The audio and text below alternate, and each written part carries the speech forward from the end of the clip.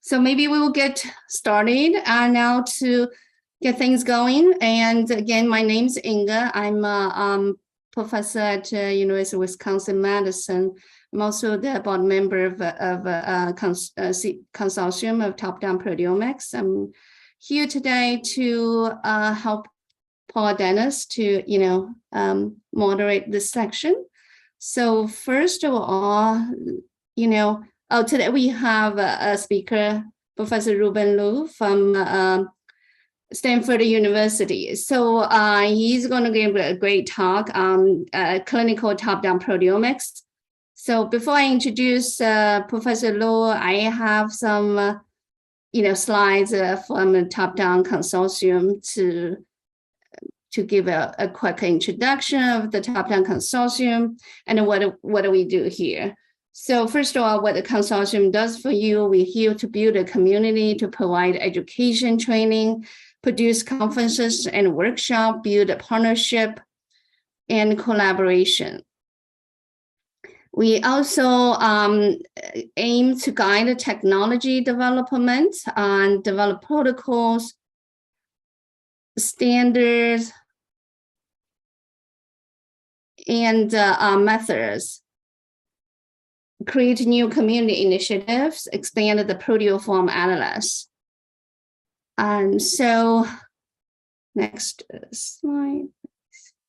Okay, so we have lots of resources at the top-down consortium, including providing the top-down standard methods. We also have a searchable bibliography of 500 publications. Of course, that will increase over the time. We have softwares to support 17 public available software tools. And we also have a guide for standard proteoform notation called proforma. And also the proteoform atlas, which is a database for of proteoforms. Okay, so recently we have established this top-down consortium, earlier career research committee, which I'm very proud of. And we have 10 ECR volunteers on 2-year term across the globe to help facilitate knowledge dissemination, education outreach for CDTP. So this committee is chaired by Mo-Wei Zhou. Mo-Wei is here. And also, co-chaired by Carolyn DeHart, who's going to speak next seminar. We also have co-chairs for, let me see. Europe and Africa, that includes Sharifa, Kiwon, Frederick, and the co-chair of the Americas, Lisa, Luca, Gloria, and co-chairs of Asia and Oceania, as Ruben Luo and Guanbo Wang. So they do have a lot of activities coming up. So please follow them at LinkedIn or Twitter. They also have some planning activities, including protocol sharing, regional and virtual meetings. So again, as I mentioned, our next Proteoform Thursday seminar will be given by Carolyn DeHart from Frederick National Laboratory for Cancer Research. That will be on November 17, 2022. So I would encourage you to join the community if you are not a current member. It is very easy to become a member. It's a free, membership. You can participate in collaborative projects and educational programs. You can be the first to know about the new program. You can receive consortium newsletter. You can lend your voice to the direction of a top-down consortium and be in touch with the leaders in the field and build a relationship across the boundaries and host educational programs. Okay.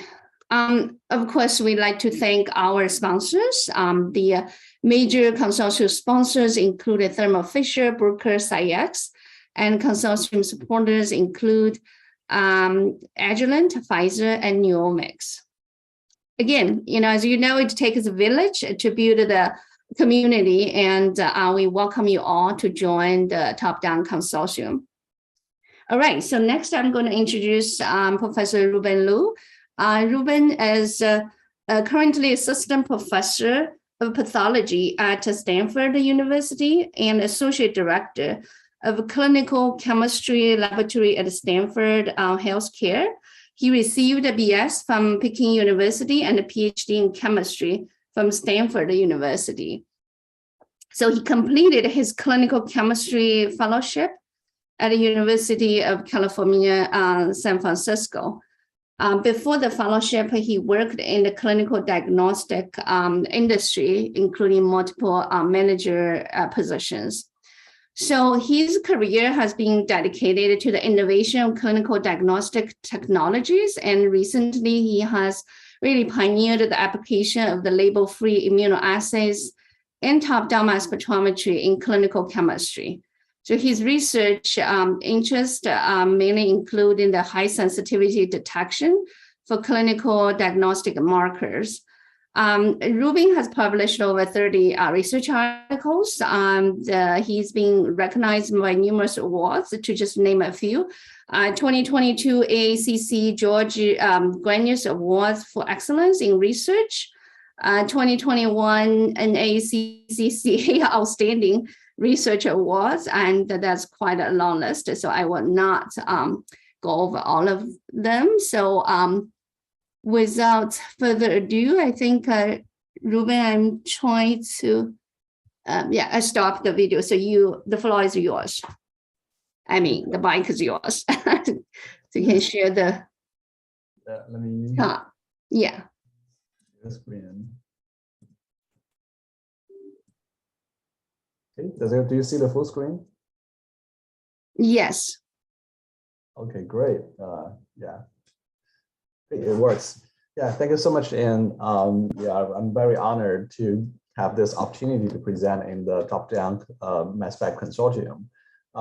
As Dr. Inge just mentioned, I work in clinical laboratories. So maybe it's a little different background compared to most of you as basic researchers. So I would like to present what I did in the past 1 year, trying to apply top-down mass spectrometry to clinical laboratory service tests. So one project is the characterization of beta-2-Transferrin, and the other one is the establishing a method to identify hemoglobin variants. So I'm very glad, again, just to have this opportunity. And I think from the perspective of basic researchers, you can view these as the application cases of how top-down is implemented in clinical service tests. So my disclosure shows I have a collaboration with these two companies.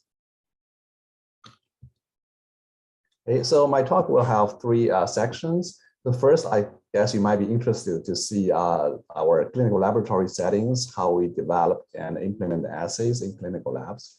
And the second one, I'm going to talk about the beta-2-Transferrin project. And the third one will briefly introduce how we identify the hemoglobin variants using capillary electrophoresis mass spectrometry. So talking about a clinical laboratory, if you ever step into a clinical lab, you probably see a floor plan like this. We normally have large conveyor belts equipped with a lot of automated clinical analyzers. So they're either based on chemistry, enzymatic assays, or immunoassays. These are the two major methodologies that we carry out in clinical testing. We handle a lot of specimens, human specimens, mostly blood and urine samples. So that's why you will see like blood tubes going around the lab like this. Along the conveyor belt, a lot of instruments are integrated into one line. So it's a highly automated lab. But I also want to mention that we, especially in the United States, we have the luxury to do LDT. I'm going to mention that in the next slide. So we also have areas of that, not that automated. For example, mass spec. Most of the labs now have a mass spec section in the clinical, doing clinical service. Those are more like research lab settings. But I think the trend is in the future, mass spec in clinical labs will also be highly automated and added to these lines. automated lines and sitting like these instruments. Some companies are trying to develop that automated mass spec in this way. And the product in the clinical lab are testing reports. I think you have all seen like the clinical lab reports. So the results, we need to verify them. Sometimes we need to manually sign out the reports and send it to patients and the clinicians. So this is our main job, and that's why the testing in the clinical labs are highly regulated. And the organization and clinical lab, typically under the hospital, there's a large department called the pathology labs. And the pathology labs has two chapters. One is anatomical pathology, AP. The other is clinical pathology, CP.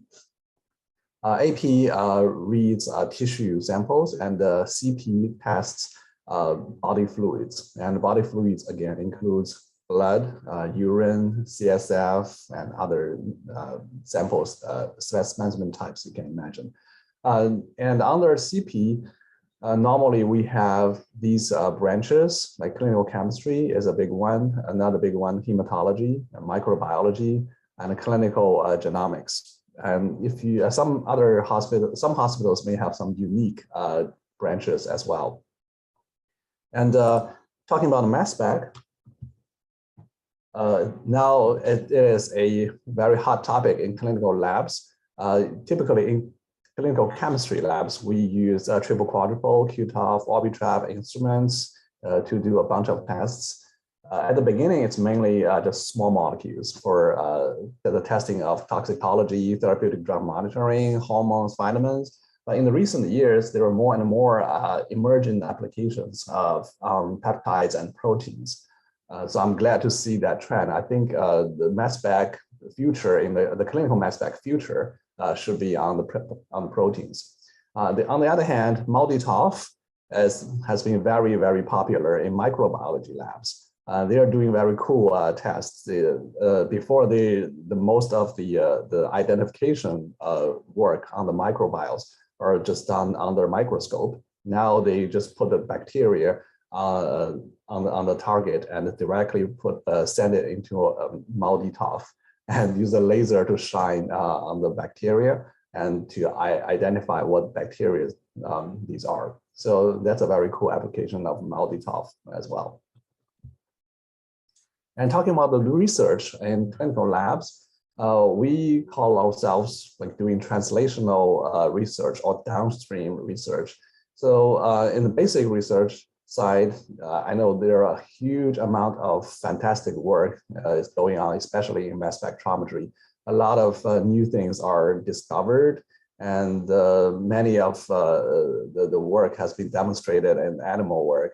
And then in our point of view, we need to carry forward these research downstream, all the way pushing to push it to clinical service, if they can. So the next step after basic research is we need to demonstrate the clinical relevance. So our research starts with human specimens. We want to prove that the biomarkers, for example, or new testing methods that are discovered in basic research now can work on human specimens, and the clinical relevance is clear.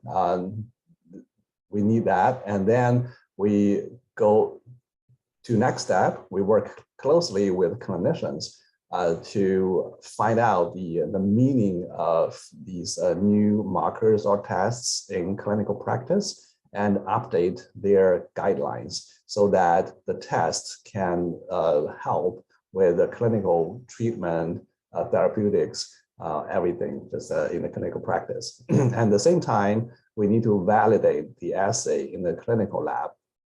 So we follow the guidelines and just to make sure the assays, the testing assays for the new markers or the new methods, they are robust enough to handle all types of clinical specimens. So we work in a regulated area, so we need to be, we need to keep these in mind. We need to follow all these the regulations, the certification, inspection rules, everything.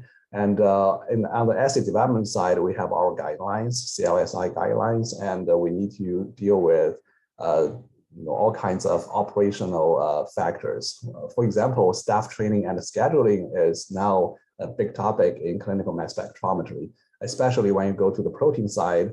For example, if we want to do bottom-up testing, then the enzymatic digestion may take a long time, and our shift of staff is 8 hours. So that could be a challenge, to implement that in clinical laboratories. And one thing I want to mention here is you may think if you discovered a new marker or a new method you want to implement in clinical testing, offering the service to patients and clinicians, you may need a FDA approval. Actually, in the US or in North America, this is not really necessary. So I view it's a very good thing to inspire innovations. So because we have this route called LDTs, laboratory developed tests. If an assay or a test, a marker not approved by FDA yet, it's okay. We can validate the test assay in our clinical labs following strict guidelines. And if all the standards are met, we can launch it in clinical practice and offering the tests to the hospital. And I want to mention currently most LC mass spec assays in clinical labs are LDTs. So this gives us the flexibility and also the convenience to quickly convert the basic research products into clinical testing products. So I think this is a very good system, although there has to be some contradictory debates in the history, like whether LDT should be certified or regulated. So far, we really enjoy this mechanism of innovation. This really helps this country to be really advanced in clinical testing innovations. And talking about proteoforms, how to apply them in clinical diagnostics. Since we are in this top-down consortium forum, I don't think I need to spend more time to talk about proteoforms. You're all experts knowing what proteoforms are. So basically the PTMs and amino acid sequence variations, these carry information in clinical testing when it goes to specific diagnostic markers. I just want to make two examples here showing that traditionally proteoforms before the mass spec time, they were already noticed and applied into clinical diagnosis. Although it's not very common, but if you really look into the clinical lab testing, you'll see some of them. Like one example is A1C, glycated hemoglobin test. We measure the glycated hemoglobin, which means it's a spontaneous glycation of a glucose attached to the N-terminal amino acid on the beta chain of hemoglobin. So that's called, that glycated hemoglobin is called A1C. And A1C basically is a proteoform of hemoglobin. And this is an important indicator to diagnose and manage diabetes. And the standard assay in clinical lab is HPLC. Nowadays, immunoassays are more common. And on the right-hand side is another example, the PTH, the parathyroid hormone. And we know this hormone is a protein and it has truncated forms. So once it was noticed in the clinical laboratory field, community, people realized, oh, so our antibody in the immunoassay was not specific enough. We are basically detecting all the truncated forms plus the original form, but they do not function the same way. So we should be specific enough to detect the original form, the longest bar here. So that's why in our third generation, the standard immunoassay in clinical labs, there's one antibody identified just only the original form. So our testing is more accurate. So you can see that even without mass spectrometry, the importance of proteoforms has been noticed and recognized in the clinical testing field. I think now, since we have the advanced tool of mass spectrometry, this will give us open a door to a huge field in clinical testing. We can do a lot of things to innovate clinical diagnostics. Okay, so let's move into the second section, talking about the beta-2-Transferrin. Beta-2-Transferrin is a unique proteoform of transferrin. And as you know, transferrin is one of the most abundant proteins in blood, following hemoglobin and albumin and IgG. Typically, it's transferrin. And the beta-2-Transferrin, this glycoform is uniquely present in CSF, cerebral spinal fluid.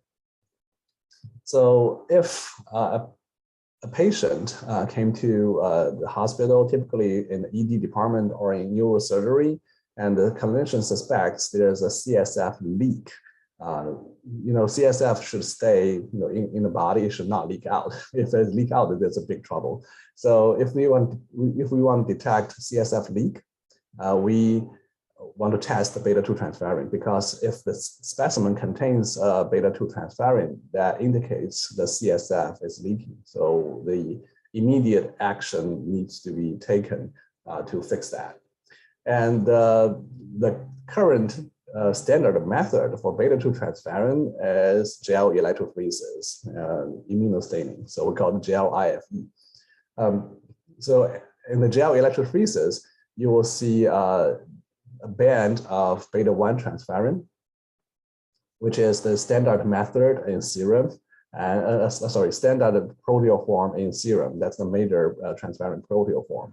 And then you sometimes, if it's positive, you'll see a band of beta-2-Transferrin. This is a positive control. It's a CSF. So you see a pretty clear band here. It's a beta-2-Transferrin. So you might be surprised to walk into a clinical lab seeing how many gel electrophoresis we run every day. I think we should innovate that with mass spectrometry. So what is beta-2? To be frank, actually, before I started the work, I tried to search literature in our field. It seems like nobody knows what beta-2 exact structure is.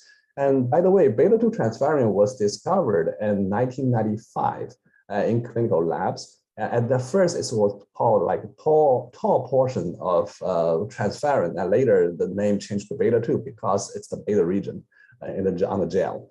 On the other hand, in the neurobiology field, in the basic research, in 2012, there was a paper published by a Japanese group saying that they found different fractions of transferrin proteoforms in CSF, and they call them brain type transferrin and serum type transferrin. So this was a review paper published in 2017 by that group, that Japanese group.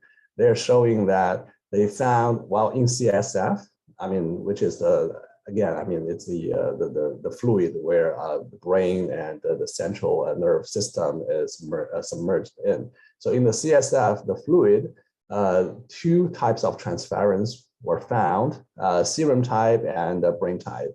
And as we know, transferrin has two glycosylation sites, and then it's amino acid sequence has 679 amino acids and 19 disulfide bonds. So basically, the proteoforms, in most cases, means the glycoforms. And they just quickly reviewed just the glycoforms in this paper without much details, but they've been working on this actually for many years. And later, they found, because in this graph, they only showed us one glycoform, one glycan structure. There are actually two glycosylation sites. So later, they published another paper. They studied the N-glycan structures on transferrin, and they found the number one is silylated glycoform of transferrin, and this is over the years with other publications we know this should be the N-glycan structures on the serum type transferrin. which is the same as the major species in major glycoform in blood. And talking about the brain type transferrin, it's more complicated. There are many different glycan structures discovered. But as we know, if you see this, β2-Transferrin is the major portion of the major glycoform in the brain type transferrin glycoforms. So we can make a hypothesis here. I think the β2-Transferrin must contain these two glycan structures, because looking at the composition they found in this analysis, these two are major ones. And the reason I choose, for number 3, I chose the left one, not the right one, because there was another paper using lectin detection. They found in this glycoform, in this glycan structure, there's a bisecting ligand. So that's why I think this is the correct structure.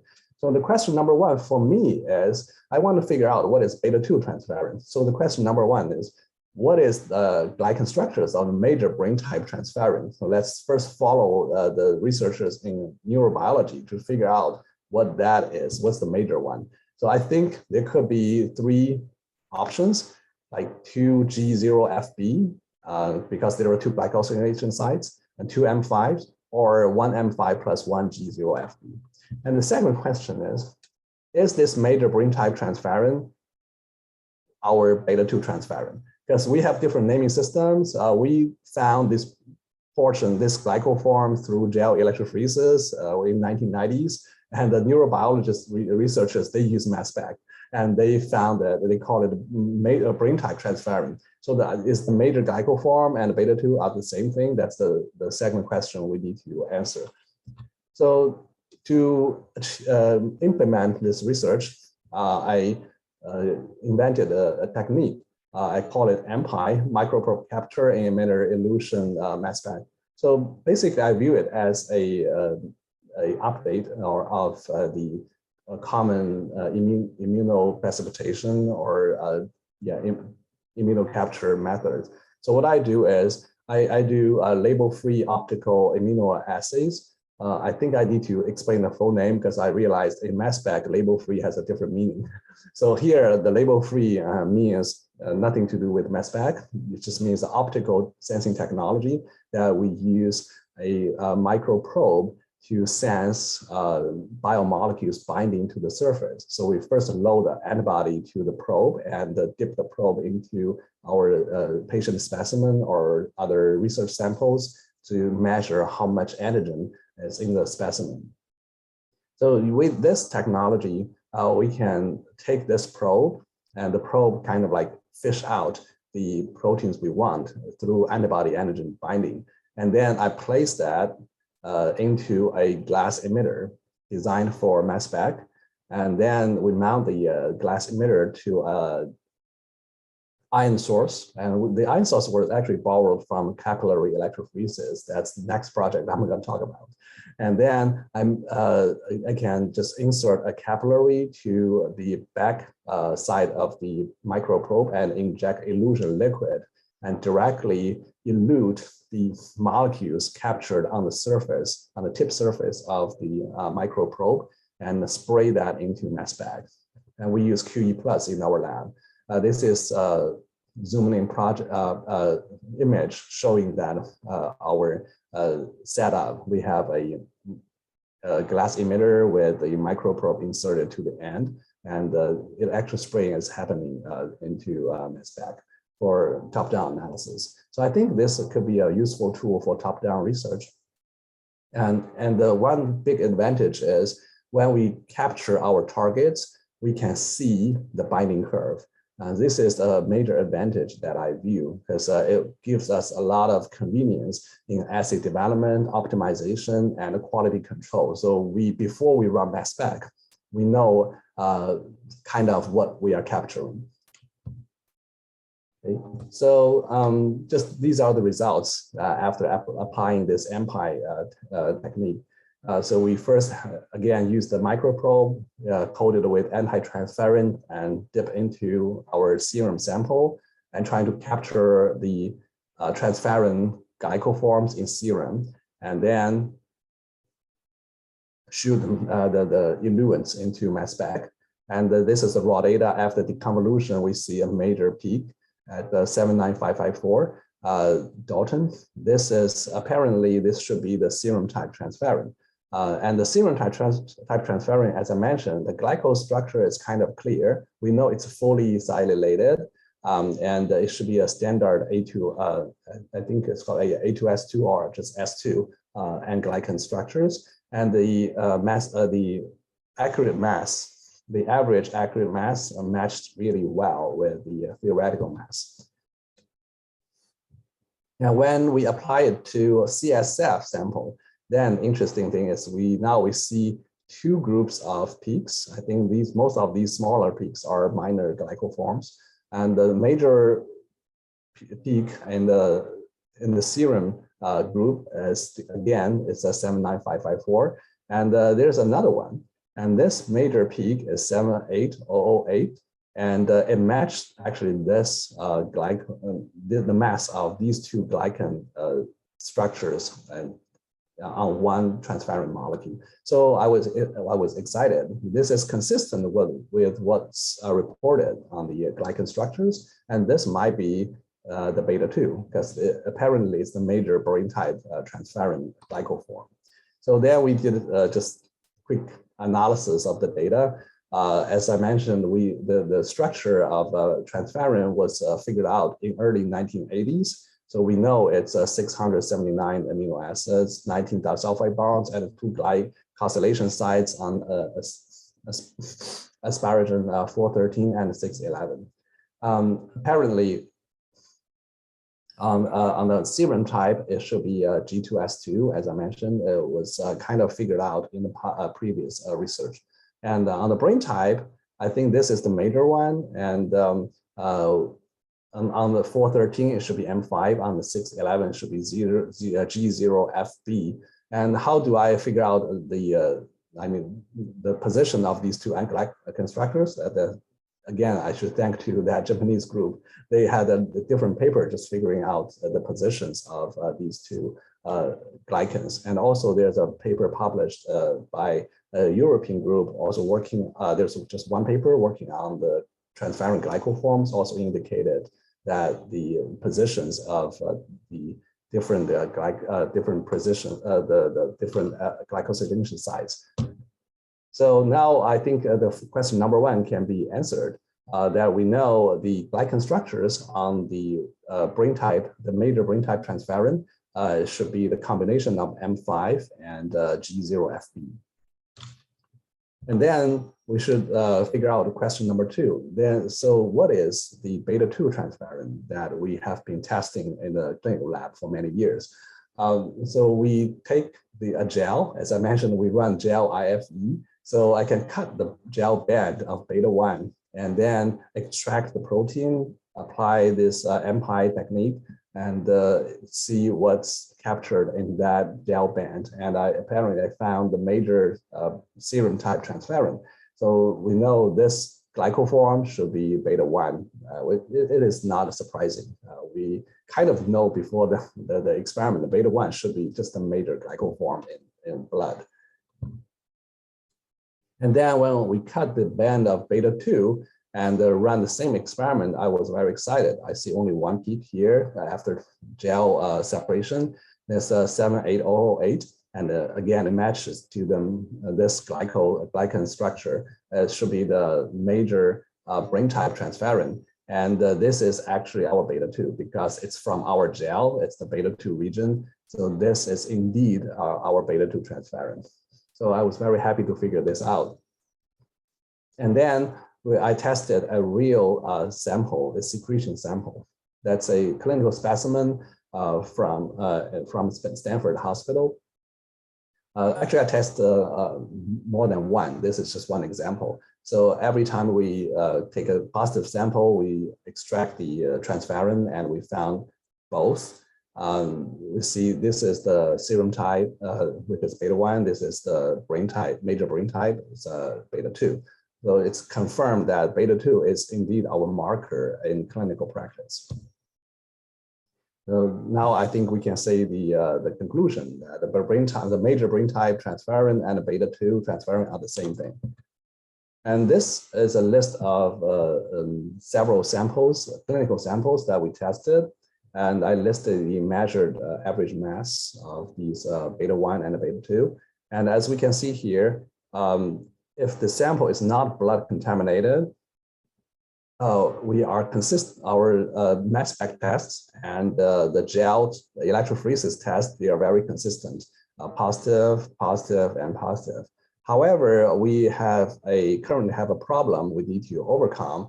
Is like if the sample is blood contaminated, then mass spec, mass spec assay doesn't show a positive result, while the gel electrophoresis IFE show a positive result. I think its explanation is we use antibody capture, and transferrin concentration in blood is 500 times higher than CSF. So the antibody does not differentiate the glycoforms. So it's very easy for the serum type beta-1 transferrin to outcompete the beta-2 transferrin in the specimen. So we need to improve that so there's no false negative. So this is something we're working on now. Also, there's one thing I want to mention, because now we have the advanced tool of mass spec, we can see the variance of transferrin. To my surprise, transferrin has a pretty high percentage of variance. So here are two examples. We see it's not 79554 anymore, it's 79551, and this one is 79543. So I believe these are the variants, which means amino acid polymorphisms of transferrin.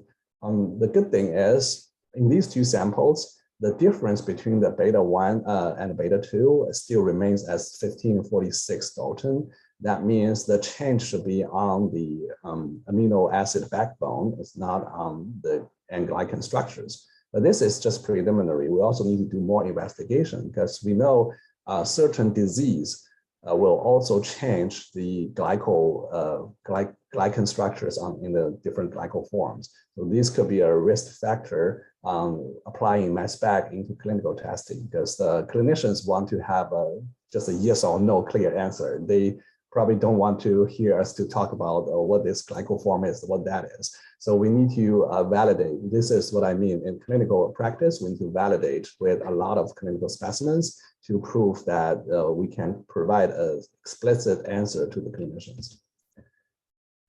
And this is just the end of the beta-2 transferrin project. We're still working on it. I'm glad we were able to figure out what the beta-2 transferrin is. And the next one, hemoglobin variants. I just want to briefly talk about it because I know the time is limited. I'll just take a few minutes. The hemoglobin variants, which means just the amino acid mutants of hemoglobin. And hemoglobin, I don't need to explain. This is the most abundant protein in blood, and it's very important clinical diagnostics marker for certain diseases. We couple CE, capillary electrophoresis, with mass spectrometry. The reason is CE has been a standard method for hemoglobin testing in clinical labs, but I don't think anyone has coupled in the clinical lab has coupled it with mass spectrometry. So instead of seeing the bands in CE, now we can see the structures of the proteins, which is for sure a more advanced understanding of the hemoglobin variants. And the coupling follow the three-port connection cross format. We have a capillary merged into sheath liquid, and in that glass emitter, and put the emitter in front of the mass spec for the injection to analyze the mass of the analytes. The CE electrophoregram, under denaturing conditions, we can separate the subunits of hemoglobin. So the hemoglobin is a heterotetramer. So we already dissociate the subunits and just separate them, baseline separate them one by one. And we can deconvolute the raw data to get to match the intact mass to the different subunits for identification. This is a normal adult sample. So mainly we see hemoglobin subunits alpha, beta, and delta. And we can also take one peak for fragmentation and match to the amino acid sequence to see is it normal or is it the variant. And typically, in my case, I only do HCT fragmentation. So sequence coverage is between 30 to 40%. It's not extremely high, but for our application, I think it's enough because we have full reason to believe that most of, actually probably over 99% of the hemoglobin variants have been reported. In the past 30 years, we've been doing a lot of hemoglobin variant tests at Stanford lab. We never saw any new variant. So based on the hypothesis that all the hemoglobin variants have been reported, we just use this method. We have a list of the hemoglobin variants. We have the accurate mass, so we can match the intact mass to the hemoglobin variants reported and see the possible hits and use the MS2 data to identify what variant it is. So this is the procedure I mentioned here. If there's only one candidate matching the intact mass, then that's probably the hit. We confirm it with MS2. If there are multiple candidates, because there could be isomers in the hemoglobin variants, then we use MS2 data to evaluate which one is the top candidate. And typically the top candidate is the direct hit. And in clinical labs, we are required to run two methods to confirm each other. So mass spec now is added to our toolbox. Our identification efficiency and accuracy, I think, is now better than past. And one example to show is, this is a rare variant called HbF Kuala Lumpur. HbF is the fetal hemoglobin composed of 2 alpha chains and 2 gamma chains. And normally in adult, it should be HbA as 2 alpha chains plus 2 beta chains.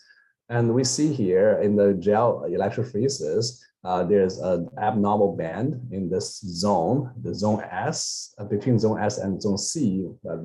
It's just a position. We actually not sure what it is. And in classic capillary electrophoresis, there's a tiny peak here, which is not in the right place for normal hemoglobin species. So we know the patient probably carry a subunit gamma variant, but with the traditional methods, that's all we know. We actually have no idea what this gamma variant is because it's a rare variant. And when we run mass spec, we can easily tell there's a peak in the gamma, kind of in the gamma mass range. This variant peak matched the intact mass of hemoglobin Kuala Lumpur, and also the same time matched the mass of hemoglobin gamma 1 Port Royal. So the gamma 1 Kuala Lumpur and the Port Royal, they are isomers. So the same mutation at different locations. That's why we need MS2 to figure out what exactly it is. We know this patient is a heterozygote. That means she has both normal gamma 1, as shown here, and the mutated gamma 1, the variant. And the variant, when we matched to Kuala Lumpur's amino acid sequence, it matched pretty well. And but if we try to match it to the gamma 1 Port Royal sequence, which the amino, actually it's a different mutation, but the mass change is the same. So it's either D to G or it's E to A. So if it's a Port Royal sequence we try to match to, it didn't work well. So we know for sure it's not a Port Royal, it's a Kuala Lumpur. So we were happy to identify this rare variant in our lab. This is one of the many examples. And this example on the show here is a very rare variant. It's a beta gamma fusion protein. So it's what we call a hybrid. It's a hybrid variant. And this is important because this patient was a bone marrow donor.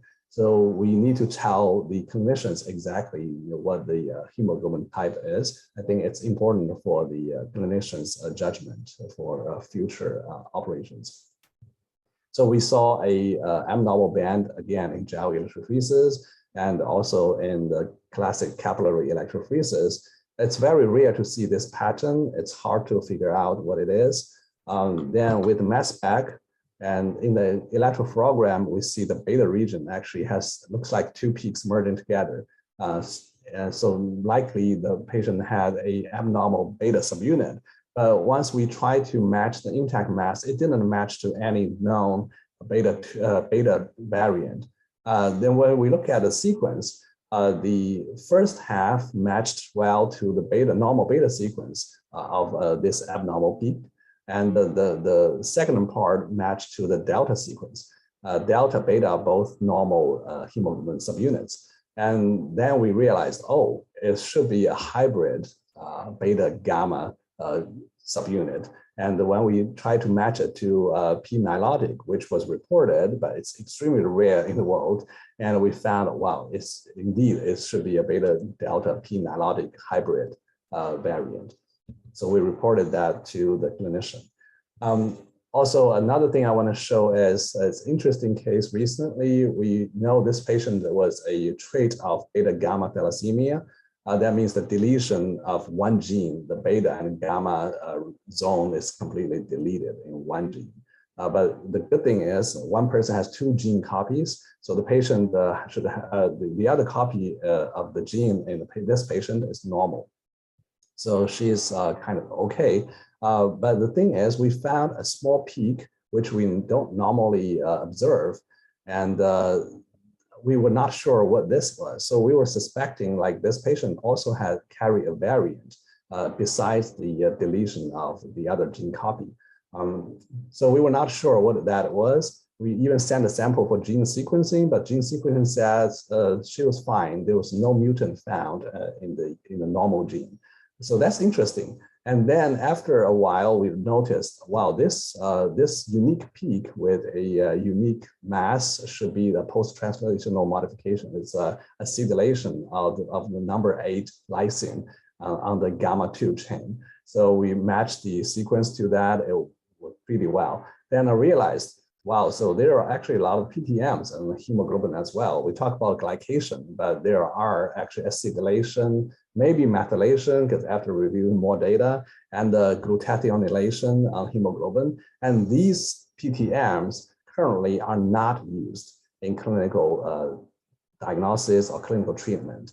I think as one of the most important proteins in human body, more understanding and more information provided to hematologists in clinical practice with these PTM information, I think will be very useful and meaningful. So we are trying to work with the hematologists to see if these PTM information can be used in clinical practice. This is just a list of some of the hemoglobin variants that we've been able to identify. I want to mention here, although most of the hemoglobin variants, they are silent, which means there's no major symptoms associated with them, but it's still very important to identify them. The reason is sometimes for clinical diagnosis, we need to rule in, like to confirm that's the disease. Sometimes we need to rule out. Say a patient with some mild symptoms for manifestations, such as mild hemolytic anemia or the change of the red blood cell size, we may wonder what's happening. If the patient is a variant and we can confirm what this variant exactly is, then the clinicians can interpret these mild symptoms and they're okay.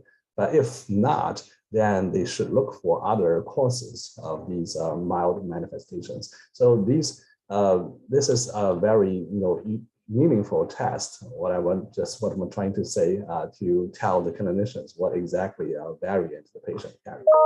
So as a summary, I think the technology MPI-MS worked well as an addition to the toolbox of top-down mass spectrometry to work on projects like β2-Transferrin, and CE mass spec is a good tool again, for the top-down analysis of hemoglobin variants. And I want to acknowledge my colleagues at Stanford Pathology Department and Clinical Labs, and also my collaborators at CMP and Gator. So yeah, that's the end of it. Thank you so much for listening. And I'm sorry I'm I have a few minutes over. So Ying? Yeah, here. Very exciting talk, Ruben. Yeah, it's beautiful that, you can apply the top-down proteomics to clinical samples so directly. And it's already applied to the clinical labs, right? That's great. So I think now we have the floor open for questions. And I'd like to welcome you all, to join the discussion. It's kind of more informal discussion, so feel free to ask any questions you have. You can just raise. Oh, Moe, you have a question, so you can turn on your mic and just ask. Hi, thanks, Ruben. It's a very impressive talk, and I'm really happy to see how the top-down techniques applies to the clinical samples, and especially because I'm personally very interested in the variants or very close homologs of the same proteins, because I really think the precision brought by mass spec can really make a difference, not just in clinical but also in all kinds of biology. So I'm just curious, I figure this kind of phenomenon is probably different function for very close variants or isoforms. It's probably very universal, but I don't know much about clinical chemistry, so I don't know if that's just because there hasn't been a very efficient techniques to really figure out that and correlate with a personal health conditions or diseases. Is that just because we don't yet have a very good technology to figure out those details, or or maybe there's already enough clinical data to show some of them maybe hard to tell what their functions are. Yeah. I don't know if I make it clear. Yeah, I think I think it's clear, Moe. I think your point is highly valuable, and it should be valued by all the clinical lab scientists. I think your point is the proteoforms, the information carried by these PTMs or variants, are they fully aware by the clinicians and the clinical lab scientists? The answer is currently is no, because as you mentioned, the tool so far has been restricted. I always keep chatting to people in our community that we test protein markers every day, every lab, all the way from albumin, transferrin to some specific hormones to a lot of protein markers. However, in 99% of the time, it's just the concentration, right? If you go to a test ordered by your primary care physician and you get a report, you see, oh, your albumin level is this, your transferrin level is this, but there's no more information. But as we know, these proteoforms should carry very important information. One example I want to make related to hemoglobin. A few months ago, Dr. David Harold, the founder of MSECL, you may know, he actually sent me a few samples that he ran HPLC on these hemoglobin samples. He found there's interesting small peaks there. And he was wondering if these are variants or something else. And after testing and reviewing data, I found these probably not variants. These are glutathione-related hemoglobin. And what's causing this glutathione? The glutathione was reported, but there's no practice in clinical diagnosis, what these mean. And he works in the VA hospital. And the three out of the four samples he sent me shows pretty relatively strong glutathione. So I think it means something. It probably is something related to their patient population, but just nobody was looking at that in the past. So I think these information, once the mass spec keep advancing and leading the trend in our field, and then I think we can try to provide more of these information to clinicians. At the beginning, they may say, oh, what can I do? Thanks for letting me know. But later, one and more data going to them, and they probably will suddenly see, oh, wow, this type of patient have all have this PTM. So maybe we can put that PTM into the guidelines. So that's actually one of the steps I outlined in the translational research. So once we are able to find the clinical relevance, having explicit answers, then we need to work closely with clinicians to update their practice guidelines. I think this should be a bright future for that, and we're working hard to work with them to bring it to that level. So in this in terms of this, communication with clinicians, I think is very important. Especially, we enjoy the luxury in the teaching hospital because almost all the board certified clinicians in Stanford Hospital are faculty members. So they like to hear new things, and they are equipped enough with enough knowledge to understand these messages. Yeah, that's really great to hear. Yeah, thanks. Okay, thank you, Ruben, and thanks Mo-Wei for the question, Ruben for the great answer. Anybody else has questions? Yeah, I have a question. Morgan. This is David Lubman. I have a question for Ruben. Oh, David, go ahead. Yeah, Ruben, have you compared your data to, for example, just doing a simple digestion and doing a PRM, for example, in the case of transferrin, where you might have blood contamination, you might have a big difference between the two peaks. If you just did PRM, you could just, wipe that out and you can just focus in on your peak.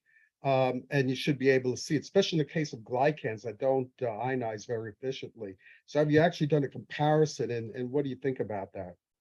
Yeah, thank you, David. That's a very good question. So first of all, now our, resources are a little somehow limited, so we don't run enzymatic digestion in my lab, but I do want to collaborate with any labs who's interested. For example, if you are interested to help do this enzymatic digestion analysis, I'll be very happy to collaborate. We have plenty of specimens available, and I think this is a great idea. I think combining the enzymatic digestion with intact analysis, it will have a very good high value in clinical tests as well. One example is, as you may have heard, people trying to diagnose the minimum residual disease of multiple myeloma. So right, they use to figure out the unique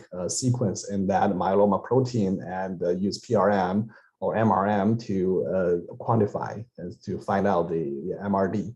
And that's also a good example of clinical translation, because currently people are using that only for clinical trials, but they are also working with clinicians, try to update their practice guidelines. So this kind of mass spec test can help with the general treatment in the future.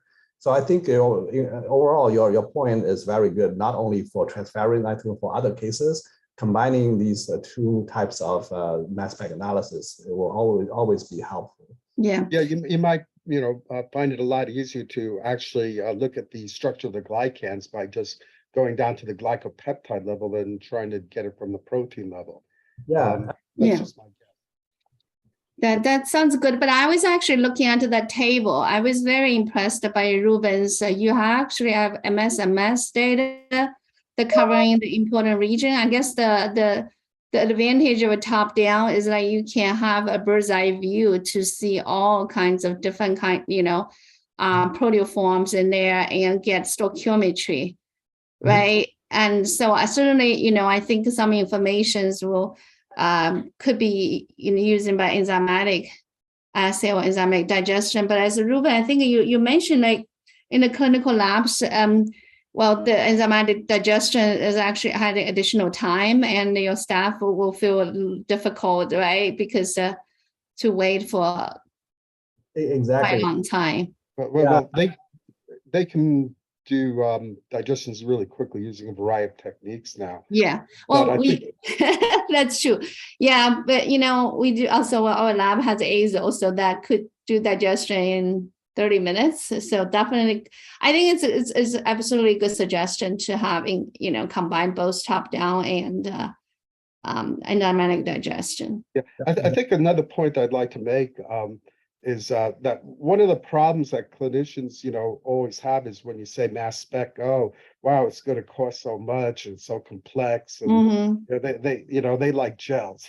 But one thing that's really true, I've spoken to our clinical diagnostic people, and what they told me is they have mass spec assays mainly for small molecules, but they told me they make so much money per assay that they can run these mass specs for a couple of months and throw them away to buy a new one every couple of months. So actually cost isn't even a factor anymore. So really mass spec assays really are going to be the things of the future for clinical diagnostic labs. Yeah. No, absolutely. And it's very accurate, right? Yeah. You have the accuracy that cannot be achieved by gels. Yeah, it takes a while for clinicians to sort of be sold some new technology, but I think once they realize what you can do, especially in terms of PTMs and the structure of things like glycans, I think they'll really buy into it. Yeah, exactly.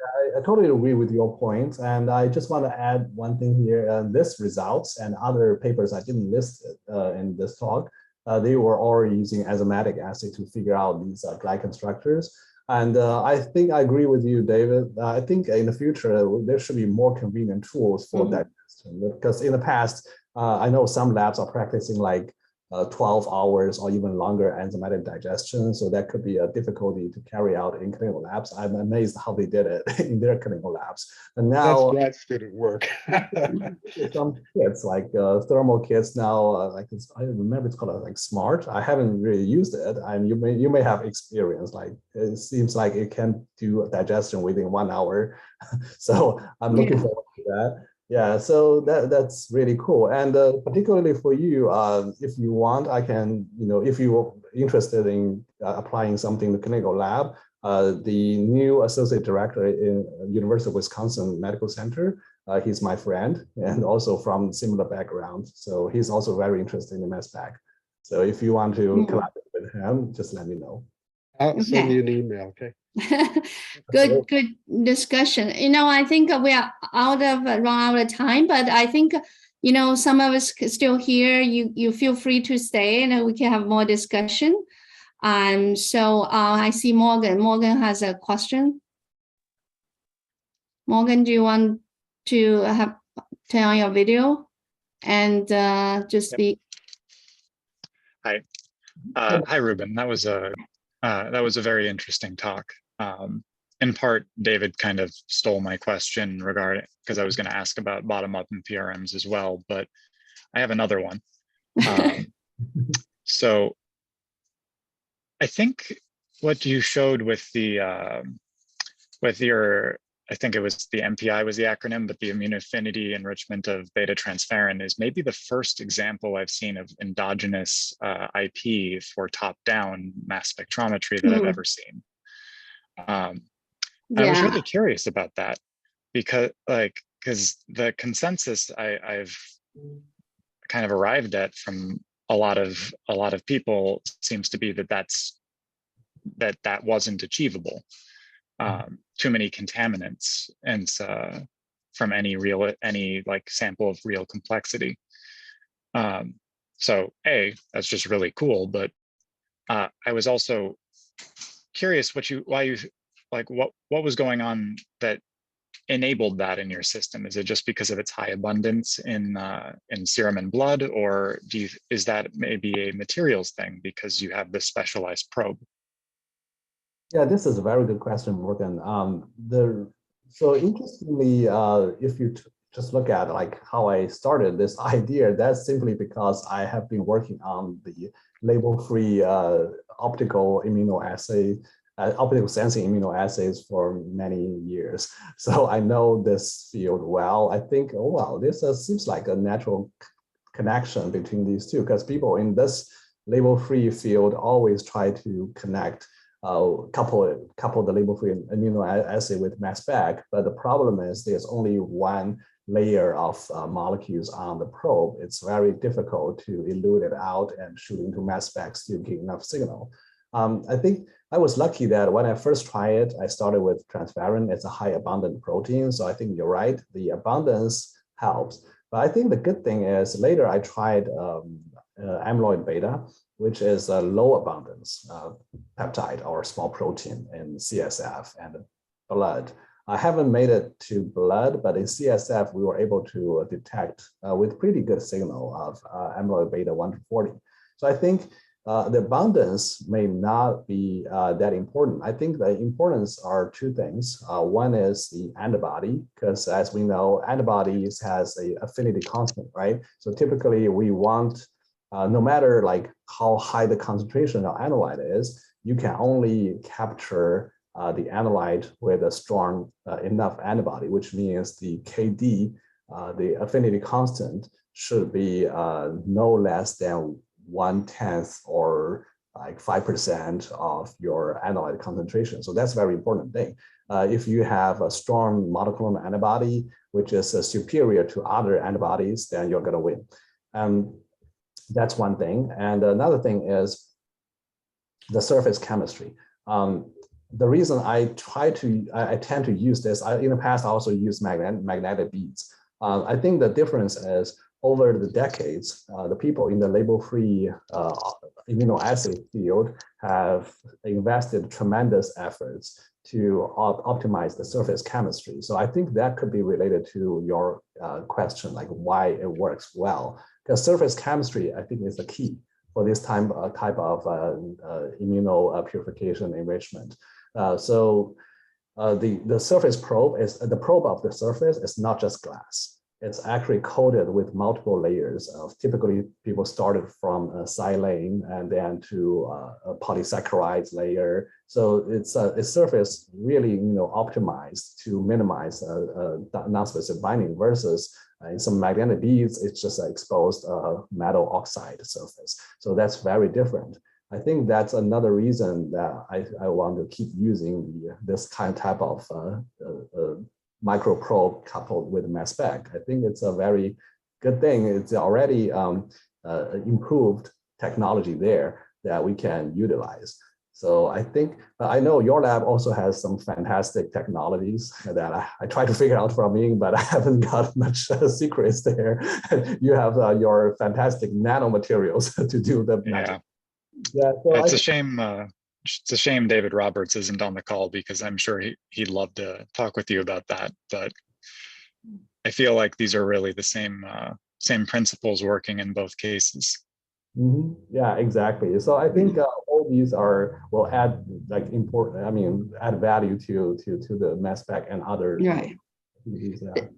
This is a really great. I mean, I agree with Morgan that was so impressive that you have M-high MS characterization of large proteins as large as transferrin directly from a gel. I mean, that's, we have trying, I think actually Julian White just left it. We've been trying to just get protein eluted from gel for so long and didn't really have too much success. So it looks like that this M-high is the critical I mean, the improvement that can enable the eluting the proteins from the gels, right, Ruben?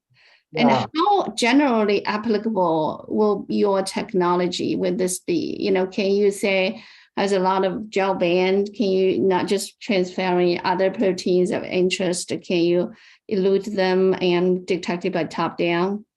I haven't tried other proteins. One thing I want to mention is the gel we use are like specially designed and customized by commercial vendors, only apply in clinical labs. These are agarose gels, and they're really thin on the plastic backing. So I don't know if it's the same gel that your group were using. Yeah.